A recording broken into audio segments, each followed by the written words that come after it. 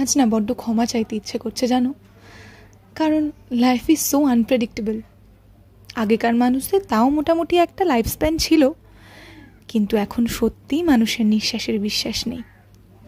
তুমি ছেলে হয়ে জন্মেছ, ধুমধাম করে বিয়ে করে হানিমুনে গিয়ে লাশ হয়ে ফিরে আসবে, কিংবা অনেক দিন পর বিদেশ থেকে বাড়ি ফিরে ডিরেক্ট টুকরো টুকরো হয়ে নীল ড্রামে ঢুকে যাবে। বহু বছর ধরে হাড় ভাঙা খাটুনি করে যে চাকরিটা তুমি পেলে, সেটার অত্যাধিক প্রেশার তোমাকে হয়তো বহুতল থেকে ঝাঁপ দিতে বাধ্য করবে।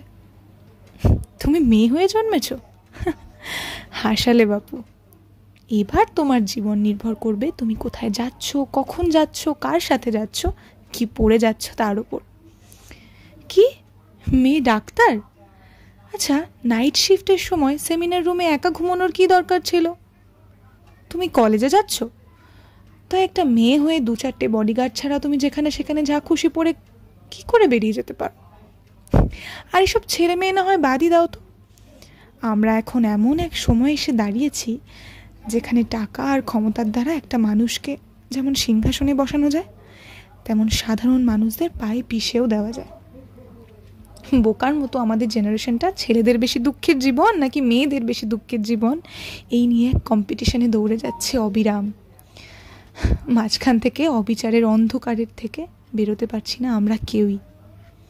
দিন শেষে ভগবানের কাছে একটাই প্রার্থনা, পরের বার একটা সুস্থ পৃথিবীর সুস্থ সময় পাঠিও।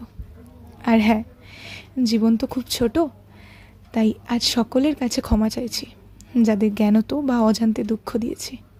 ভালো থাকার চেষ্টা করুন সকলে।